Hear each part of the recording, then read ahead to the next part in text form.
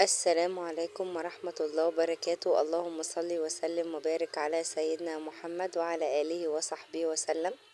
زي ما انتوا شايفين كده، انا قررت ان انا اخلي الفسيخ في البيت. طبعا العيد خلاص بقى على الابواب، واختي كانت عندنا فقالت لي يلا ايه عايزين يعني يبقى نشتري الفسيخ بتاع العيد وكده. فطبعا لما سألنا لقينا غالي جدا، فقررنا بقى ان احنا نوفر يعني ونجيب احنا السمك البوري واعمله في البيت. طبعا اول مرة في حياتي اخلله، بس كنت بشوف فيديوهات كتيرة قبل كده يعني على ناس بتخلله كده. فقررت بقى ان انا ايه اخد التجربة وكده. طبعا دول 4 سمكات، يعني ده سمك صابح طبعا زي ما انتوا شايفين كده، بيبقى بتحس ان وشه محمر كده وعينه بتلمع. احنا اصلا لما رحنا السوق يعني فضلنا واقفين لحد ما عربيات السمك نزلت للبياعين، ويعتبر احنا اول ناس اشتريناه يعني من وش القفص زي ما بيقولوا يعني. فدول حوالي ازيد من كيلو كده، حاجات بسيطة. فمش حاجات بسيطة قوي يعني، هما يعني نقدر نقول كيلو ونص مثلا، يعني في الرينج ده، او كيلو ونص الا حاجات بسيطة. فهنا بقى طبعا خدته بقى طبعا البيت، وهبدأ بقى ان انا اغسله بقى كويس. طبعا هنا نزلت عليه بمية كده، وبعد كده هفصل الكاميرا وهبدأ بقى ان انا ايه اغسله حتة حتة. طبعا اهم حاجة ان احنا نخلي المية تدخل جوه الخياشيم بتاعته. طبعا انا هنا لما جيت احط اغسله يعني وكده، وانزل ميه في الخياشيم بتاعته، نزل طبعا سواد كتير جدا. فدي حاجة مهمة قوي يعني، اهم حاجة طبعا في الفسيخ بالذات هي نظافته. فزي ما انتوا شايفين بقى كده اهو، بصوا بدأ ان هو ينزل زي حاجات كده غامقة. فضلت طبعا اغسل فيه لحد ما رجع لونه اللي هو الاحمر الفاتح زي الاول يعني وكده. طبعا الفيديو ده انا يعني عملته امبارح، يعني يعتبر كده انا الفسيخ ده هيقعد يعني بتاع حوالي كده على العيد. يعني انا على حسب ما سألت يعني وكده الناس يعني كانوا مخللينه وكده، قالوا يعني هو ان شاء الله على العيد بياخد 10 ايام ل15 يوم. طبعا هنا بقى بدأت طبعا بعد ما غسلت طبعا تاني كتير ورا الكاميرا وكده. وبصوا بقى هنا شكله ما شاء الله، يعني الخياشيم بتاعته بتبقى حمراء، وده بيبقى دليل على ان هو سمك صابح. وده بالذات عشان ينجح معاكي لازم يكون السمكة لازم تكون صابحة، ما تكونش بايتة. فلما تيجي تحبي بقى تشتري وتعمليه، يفضل ان انت تروحي عند الراجل بتاع السمك الصبح بدري علشان تلحقي تشتريه اول ما ينزل له السمك على طول، يعني ما يبقاش عدى عليه فترة طويلة وكده او تعرض للشمس يعني، عشان ما يعملش ريحة وكده يعني. هنا بقى طبعا هنا حاولت ان انا احطه في قلب المصفى، معرفتش. بعد كده جبت عندي كوبايتين من البلاستيك، وزنقت كل اتنين في قلب كوباية عشان يفضل واقف وثابت بالشكل اللي انتوا شايفينه ده. وطبعا بقى مش هسيبه بره التلاجة، انا هدخله جوه التلاجة. والكلام ده كنا الصبح يعني، كان لسه الظهر مأذنش، وانا عملته في السحور. فطبعا قعد في التلاجة الفترة دي كلها. هنا بقى جينا بقى خلاص، كنا جينا بعد السحور، قررت بقى ان انا ايه اعمله.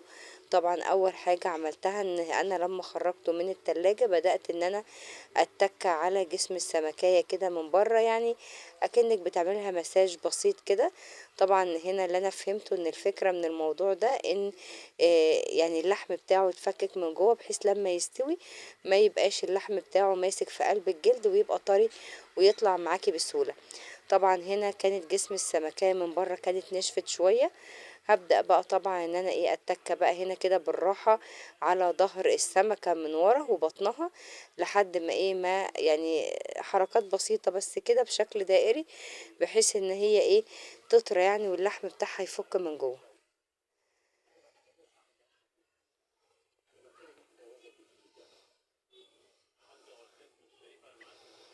طبعا هنا ال4 سمكات هعمل عملت الاتنين دول، وبعد كده رجعت عملت الاتنين التانيين.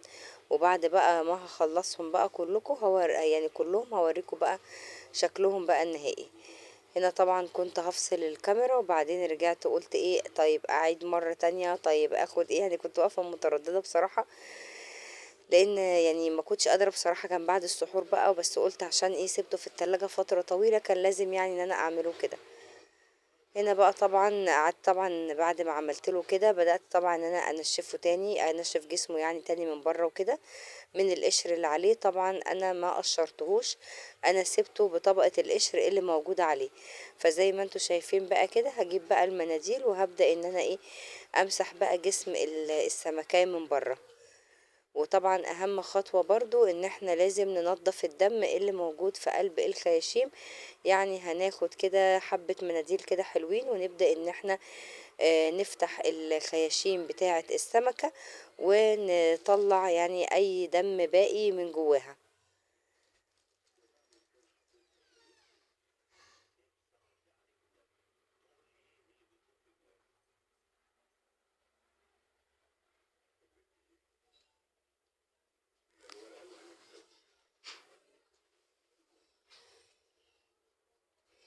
هنا بقى زي ما انتوا شايفين بقى كده هبدأ ان انا ايه ادخل المناديل في قلب الخياشيم بتاعة السمكة. وكل طبعا ما هطلع المنديل والاقي فيه دم هرجع ادخل غيره، وهفضل اعمل الحركة دي اكتر من مرة لحد ما اطلع المنديل نظيف خالص مفهوش اي حاجة من جوه، علشان نتأكد ان هو امتص كل السوائل اللي موجودة في قلب الخياشيم بتاعته. او بصوا في الاول على الرغم ان احنا غسلينه كويس جدا وسبته يتصفى كتير بس برضو لازم نعمل الحركة دي.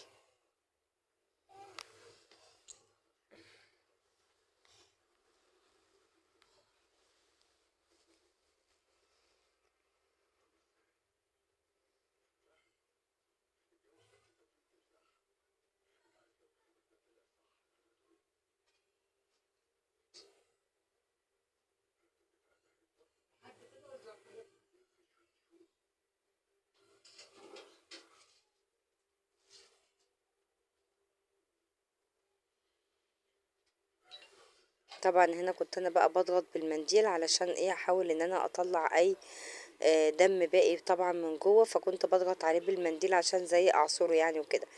هنا بقى طبعا كنت خلصت الاربع سمكات كلهم، عملتهم اكتر من مرة وعدت عليهم اكتر من مرة. وبعد كده بقى دي اخر بقى مرة حبيت اوريكم بقى شكل المنديل لما هيطلع من جوه. بصوا مش هيبقى فيه دم، يعني هنا حاجات بسيطة جدا جدا والباقي طبعا يعني الحمد لله طلعت المناديل نظيفة. وهو ده بقى اللي انا ايه اللي انا وصلت له في الاخر، ودي اهم خطوة بقى فيها يعني.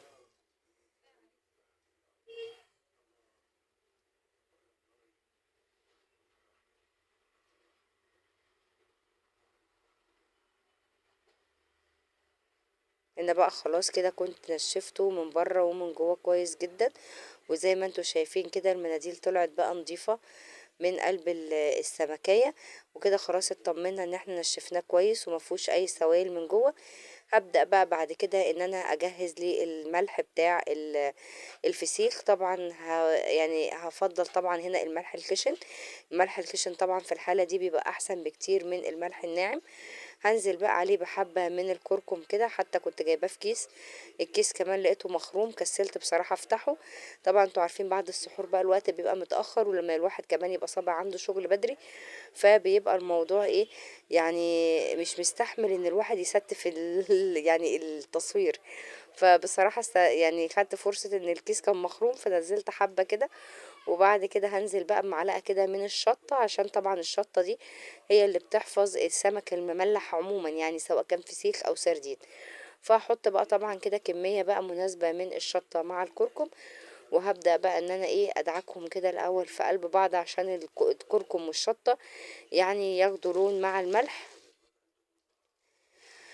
وبعد كده بقى هبدأ ان انا ايه اخد بقى السمك سمكية سمكية وابدأ بقى ان انا ايه ان انا احشيها.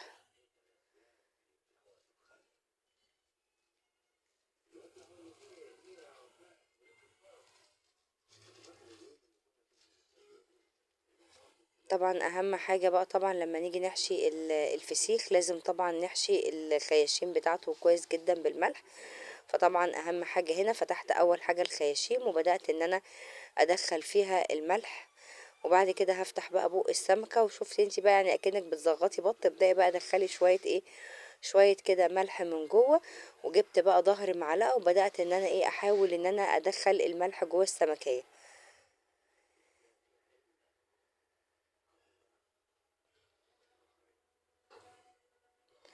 طبعا وانا شغاله فيه الحمد لله يعني كنت بدخل صباعي جوه وما كانش فيه اي ميه ولا اي حاجه، لان طبعا احنا نشفناه كويس جدا ودي اهم شيء.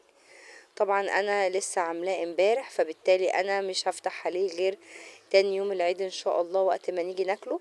فلما اجي بقى طبعا افتح عليه وانضفه هصوره لكم بقى، وانا يعني بفك الكيس وكده وبطلعه منه هوريكم شكله بقى عامل ازاي، وهنضفه ساعتها مع بعض.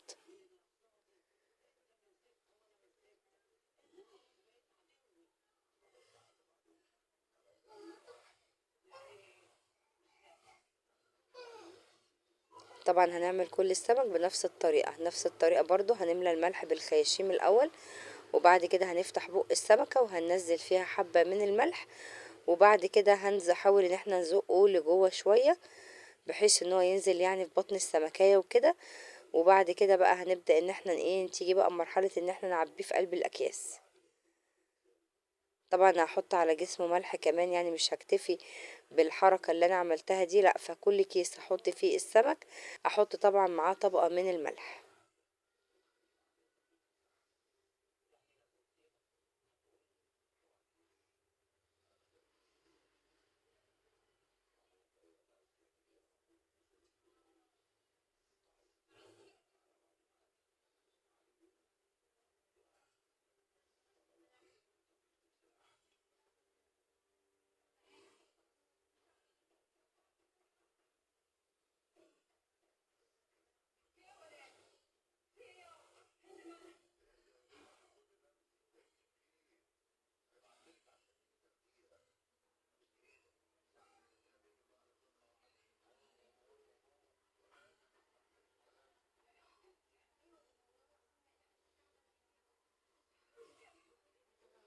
طبعا هنا ما جريتش الفيديو، انا مبطئاه خالص زي ما عملته عشان اوريكم بقى ايه يعني انا مشيت بقى فيه ازاي واحده واحده يعني.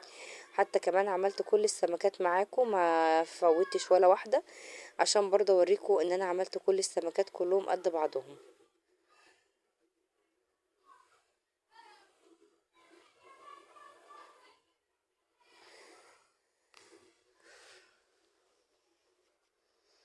طبعا انا شفت بعض الفيديوهات في ناس بيخللوه بميه، بس بصراحه ما حبيتش ان انا اجازف، وانا اول مره بعمل بخلله ان انا اجازف واحط عليه ميه وكده زي ما بيخللوه.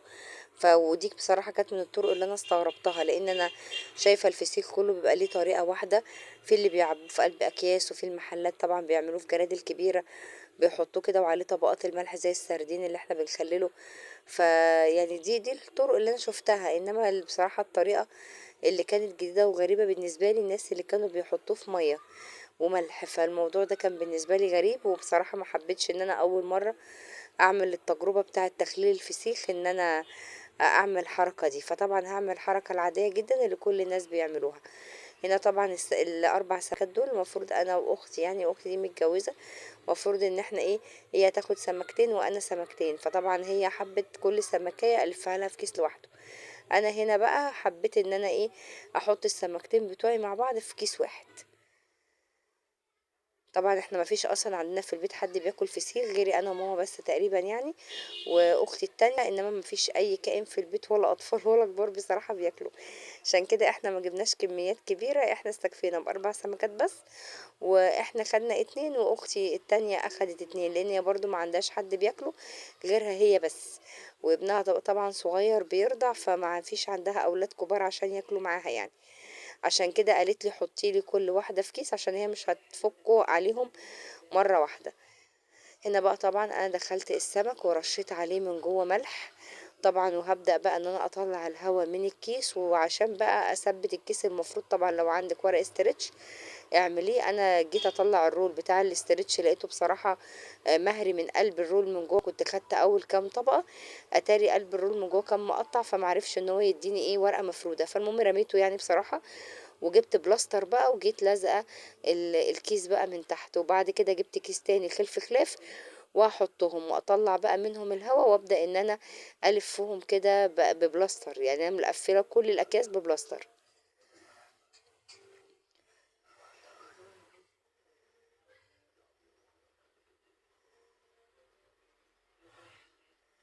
طبعا هنا كنت بحاول ان انا الفه كويس واحاول ان انا اطلع منه الهواء عشان ما اخليش يعني اي جزء كده يكون منفوخ من الكيس.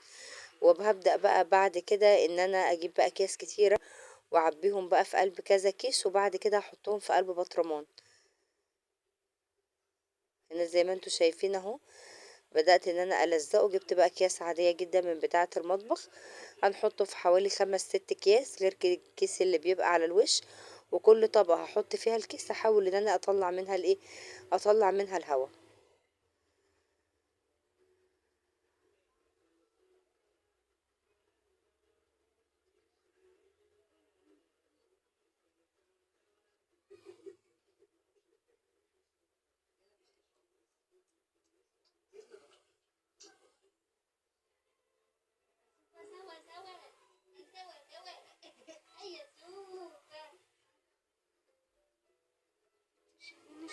هنا بقى طبعا هبدأ ان انا احطه في اكتر من كيس تاني. جبت طبعا حبة اكياس كده كتير، وهبدأ بقى ان انا ادخلهم كلهم في قلبي على قد بقى ما تقدري تستخدمي 3 4 اكياس كده. انا استخدمت بتاع حوالي يعني 4 اكياس، وحطيت بقى الكيس النهائي اللي على الوش. طبعا يعني يعني اعرف ان هم بيحطوه في اكياس كتير تقريبا علشان الريحة بتاعته. والمفروض ان انا ماما كانت عايزه تحطه في التلاجة، بس طبعا انا قلت لها ايه، هسأل الاول. فسألت الناس اللي هي خزنته قبل كده قالوا لي لا، يفضل ان هو يكون بره التلاجة، ولما يستوي نبقى ندخله التلاجة.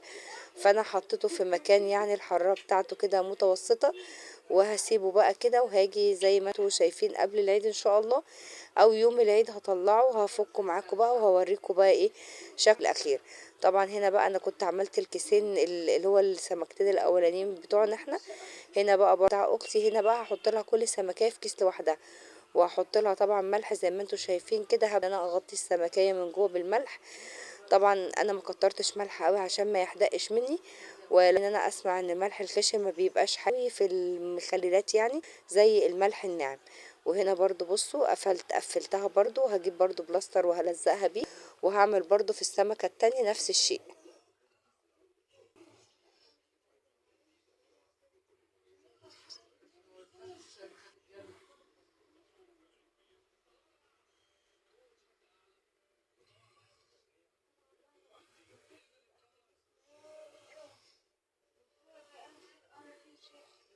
هعبيه بقى طبعا كده كله بقى في اكياس، وهعمل بقى كلهم زي ايه اول مرة عملت فيها.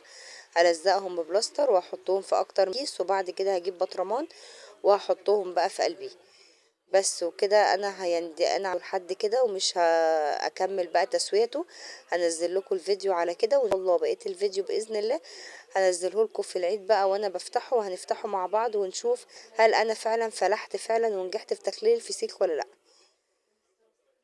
بصراحة احنا لما سألنا على الأسعار لقيناه غالي جدا، فاحنا أصلا ما بناكلوش قد كده زي لكم، غيري أنا وماما بس وأختي بس، هي التانية هي اللي بتاكله.